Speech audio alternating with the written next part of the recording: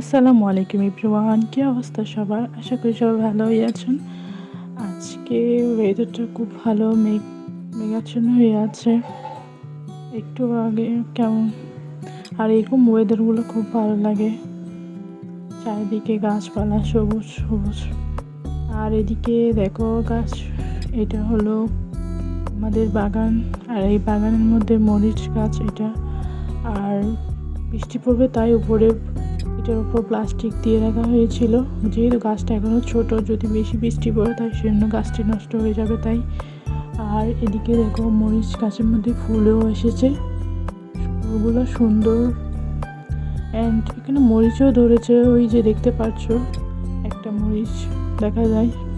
আর এদিকে ডালিমও ধরেছিল, ডালিমটা দুইটা একসাথে ধরেছে। অ্যান্ড এদিকে সামনে বৃষ্টির পানি পড়ে চারিদিকে ভিজা ভেজা হয়ে রয়েছে। আর এইটা দেখতে পাচ্ছ, এটা হচ্ছে আমাদের বড়ই গাছ। বড়ই গাছটা খুব সুন্দর লাগছে, বৃষ্টি হওয়ার পর পাতাগুলা নতুনভাবে গজে উঠেছে।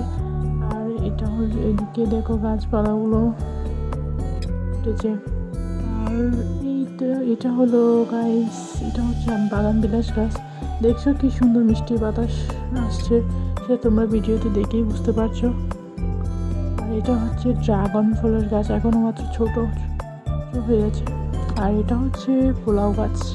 আমাদের চিটাগাং ডিস্ট্রিক্টের মধ্যে এটা পোলাও গাছই বলে, বাট অন্যান্য ডিস্ট্রিক্টের মধ্যে কী বল তা জানি না, জানলে তোমরা কমেন্টে জানিও। আর এটা নয়নতারা গাছ, ফুল ফুটেছে দেখো। আর এখানে ফুল ফুটেছে, এত সুগন্ধ ফুলগুলা, নতুন নতুন পাতা গজিয়েছে বৃষ্টি হওয়ার কারণে।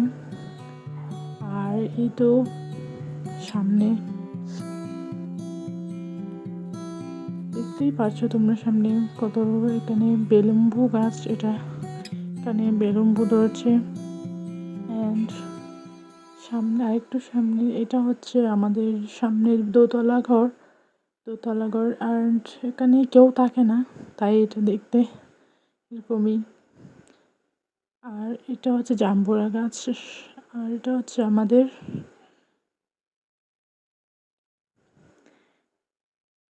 হচ্ছে আমাদের সামনে দোতলা ঘর, যেটা তোমরা দেখেছো ওটার সামনে নিচতলা সামনের ঘর। আর এদিকে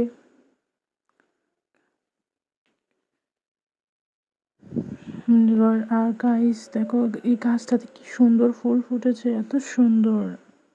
আর এইদিকে গাছটাতে জাম্বুরাটা অনেক বড় হয়েছে, বাট জাম্বুরাটা অনেক টক, খাওয়া যায় না। আর এই গাছটা কি সুন্দর তাই না?